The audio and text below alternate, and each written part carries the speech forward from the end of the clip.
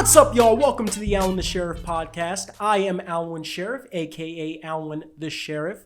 Welcome back. I see we got some new faces in here. Ooh, okay. Well, it's time for a lesson from the teacher.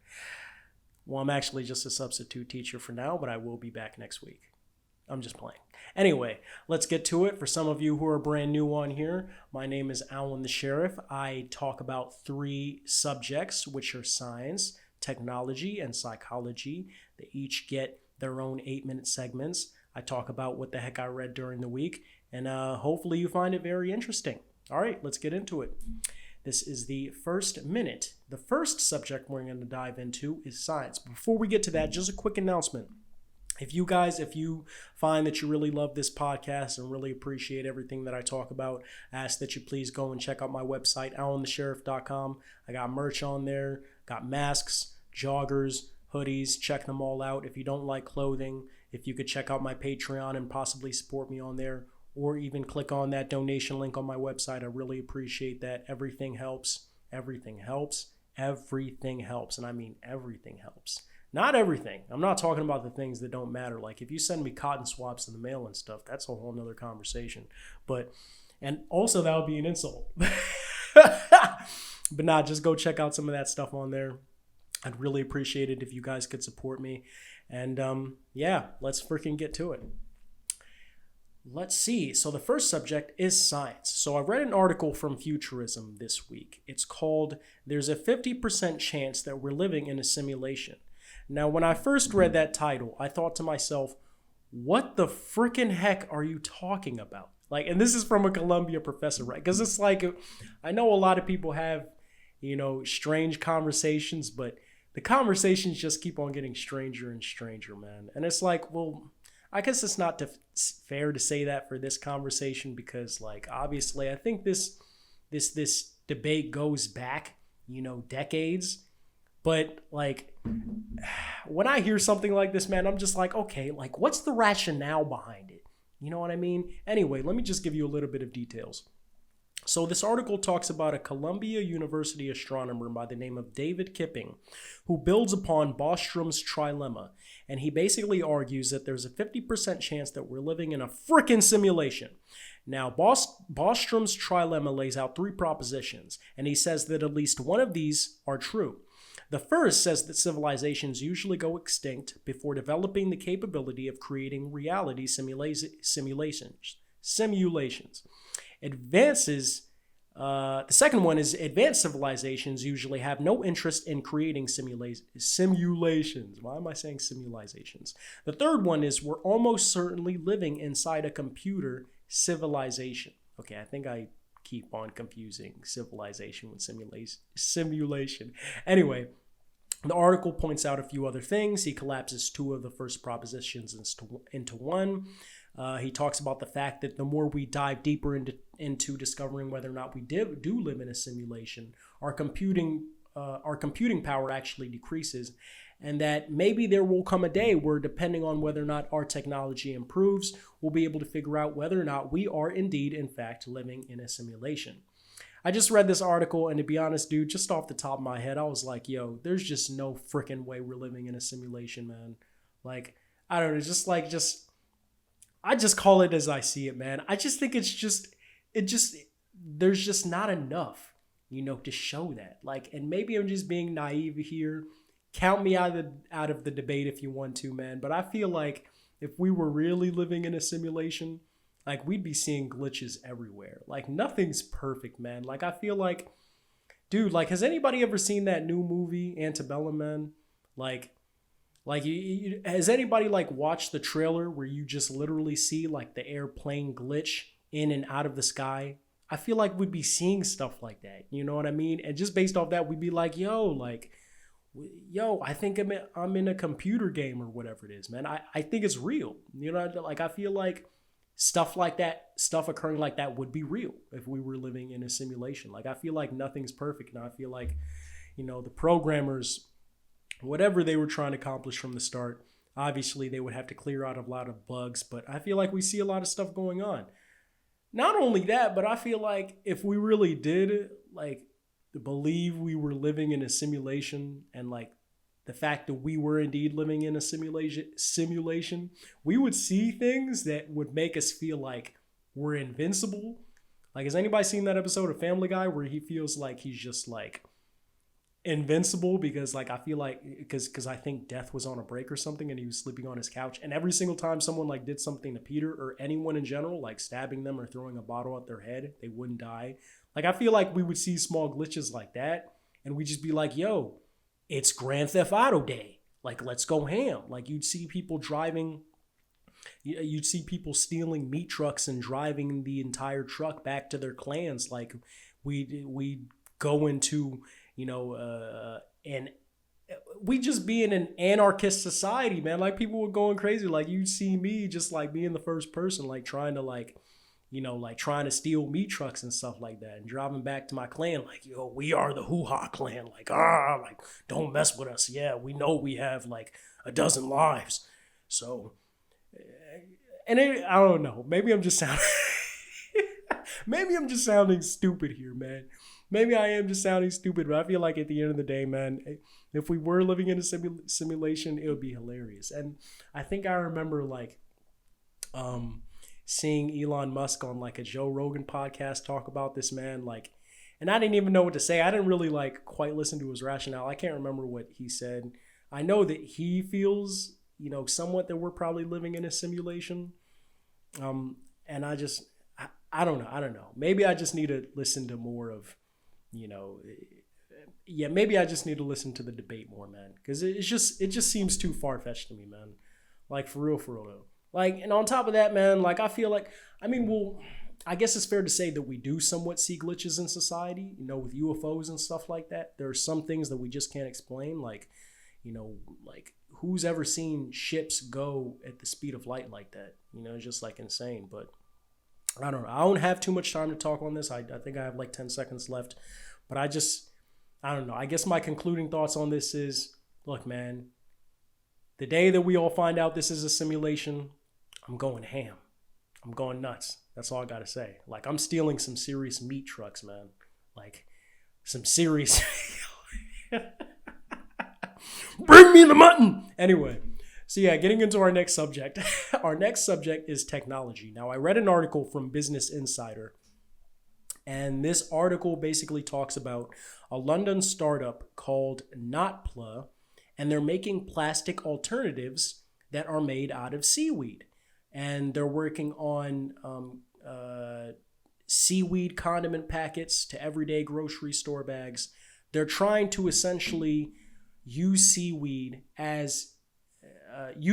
material as alternatives for, our everyday plastic uses. Look, man, off the bat, before I even get into some of the details of the article, when I first heard about this, I thought this was freaking awesome. And I really mean that. Like, I'm actually going to do my next business shout out on this company, because I think it's really important to find companies like these every single day that are actively trying to, find ways to, save the environment and reduce the amount of pollution. Like, I think I read somewhere in this article that, we're dropping 30 billion pieces of plastic waste into the environment every single year. We're 300 million tons of plastic made every single year that's dropped into our environment. And it's just sick, man. And it's just like, yeah, and I'm not going to lie, like, I'm not going to act perfect. Like, I'm not like, I don't want to be a hypocrite. Yeah, I still use plastics. I find it hard to weed myself off of them sometimes. It's just like, it's insane to think about just how much, like, it's just crazy to think about how dependent we actually are on them, like, in society. When I've tried my best, I've looked online, like I've even personally tried to reuse plastic bags or, use biodegradable bags. But at the end of the day, it's difficult. You know what I mean? And so I'm just happy to, find a company like this. And I'm definitely going to be doing my next awesome, hilarious business video on these guys. Anyway, let's get into some of the notes from the article. They're basically talking about how single-use plastics account for more than half of the 300 million tons of plastic made every year. This new seaweed plastic bag can biodegrade in 4 to 6 weeks. Rodrigo Garcia, who is the co-founder of the company, says that seaweed is an abundant resource and that it doesn't need much to grow. And this includes water and land and other resources as well.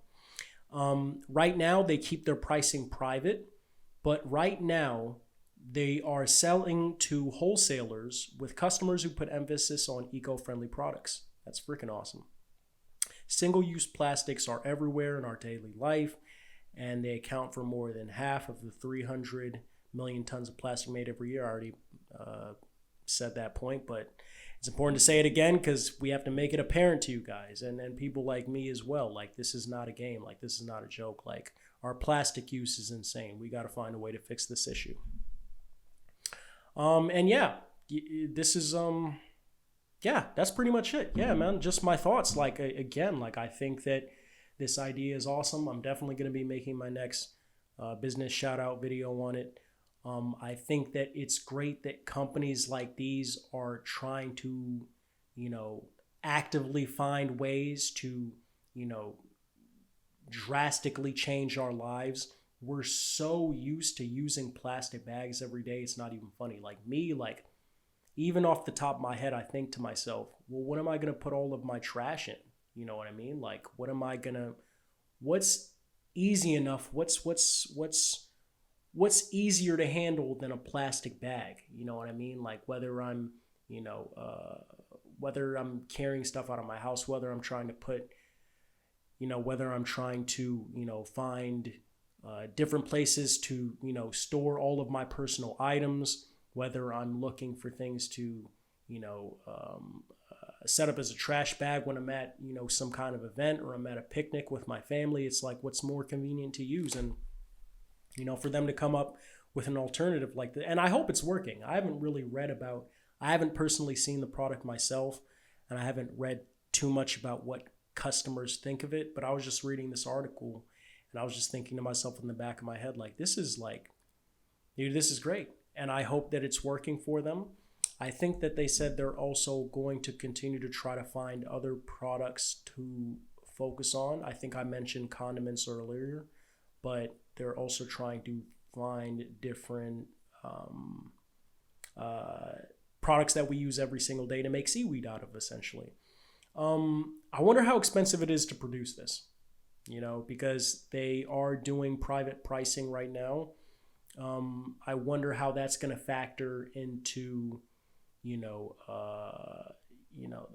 whole production of this product and making it, widely available, to people all over the world. I just wonder, what that's going to be looking like. But, yeah, man. Yeah. It's companies like these that I live for, essentially. That's all it really comes down to, man. And I feel like people are going to get inspired by this. I feel like people are going to be able to look at these seaweed plastic bags and think to themselves, yo, what else could we possibly make our plastic bags out of? Like, has anybody seen that movie? Like, I'm mentioning so many movies today, but I love movies. I'm a movie buff. Has anybody seen that?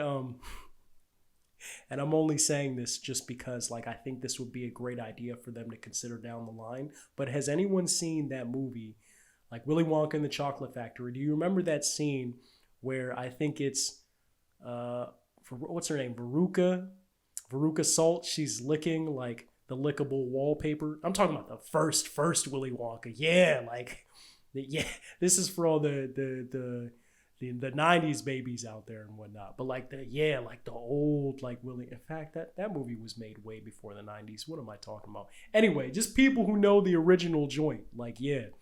But like the scene where she's licking the lickable wallpaper, I think it'd be really interesting for them to try something like that, like do something similar. Like, I don't know, they make they decide to make plastic bags out of, I don't know, lickable substances, make them edible or something. You know what I mean? Like you get your plastic bag, you put all of your items in it, you're walking, down the street, and you just start licking your plastic bag.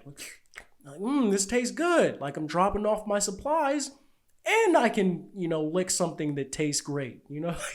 I'm running out of time here, but In fact, I think it'd be extremely awkward to see a grown man, probably like in his 50s or 60s, walking down the street licking a plastic bag. What am I talking about?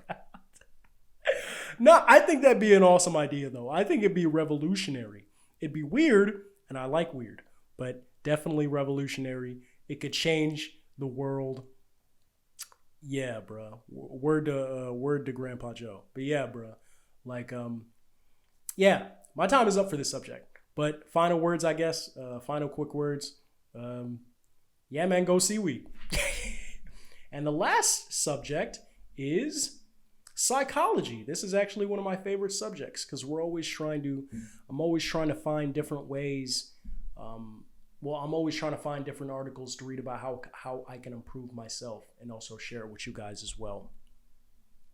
So the last subject is psychology. I read an article from Positive Psychology News. The name of the article is, "Are you taking care of this important relationship?" This article was written by Yashi Shrivastava. And this article essentially talks about one thing and one thing only. It's not your girlfriend. It's not your dogs. It's not your boyfriend. It's not your best friends. It's not your homies. It's not none of that. It's yourself. I love this article because it talks about yourself. Are you taking care of that one important relationship? Here's some of the notes. This article talks about no matter how hard you try, you can't get away from yourself. That's 100%. Most people tend to be much harder on themselves than they are on others. And she also references some of Dr. John Gottman's research on romantic relationships and the magic ratio. So for every one negative interaction you have with your significant other, and this is John Gottman, this is based on Dr. John Gottman's research. For every one negative interaction you have with your significant other, they must have at least 5 other positive interactions. Now he's talking about the individuals who are in this relationship. So what ratios are you creating for yourself? I feel like that ratio would actually be perfect for individuals as well. Like for every negative thing that's happened to you or for every negative thought that comes into your head, try to have 5 other positive thoughts. You know what I mean? And I just love this article in general because I think that self-care is extremely important. Here are some more notes. It talks about how, now here are some of the things that she recommends. Here are 3 things she says. She says it's important to remember to say, "I love you" to yourself every single day. That's one. The second is to remind yourself that suffering is only temporary. And the third is to build emotional agility. That's accepting your emotions, learning from your emotions, and learning to grow with them as well. And yeah, I just love overall that this article is about self-care. Just thoughts off the top of my head, man. I think it's beautiful. I've struggled for quite a while myself, when it comes to really accepting who I am and just trying my best not to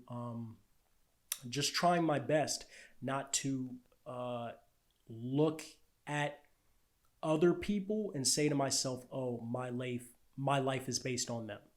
You know what I mean? Because I think that's what I've done a lot. I've attributed a lot of my life to other people, whether they've done things for me or whether, I felt like they were always going to have my back. I've always cared too much about people. And this was whether or not I attributed anything to them. I've just always cared more about people than I actually have myself. And so I've ended up, pushing myself to a certain extent, when it came to a very high extent, in fact, just came to helping people or just doing things for people and hardly doing anything for myself. And at times I kind of felt like it's because I didn't deserve it. You know what I mean? Because I grew up, thinking to myself a lot of the time, "Oh, I'm stupid, I'm ugly, not a lot of stuff is going to work out for me in the future. I'm not smart enough." And I remember going through this every single day, and it was extremely difficult for me to deal with the fact that, I'm just a human being. Everybody's a human being at the end of the day. I think that's really important to understand. We all have emotions. We all have fears. We're always, constantly thinking about what others might think of us. And I feel like at the end of the day, once you accept yourself and understand that you're a human being and understand that you deserve more and that you should be more confident, thriving, and, and a happier person, life gets so much better for you. And it's a process. It's not easy. It's not something that you learn overnight. Like, this is something that, can take a while to do. And it took me quite a while to do. And I'm glad I'm finally in a place where, I truly am happy with myself and what I've become. And yeah, man, self-care is extremely important.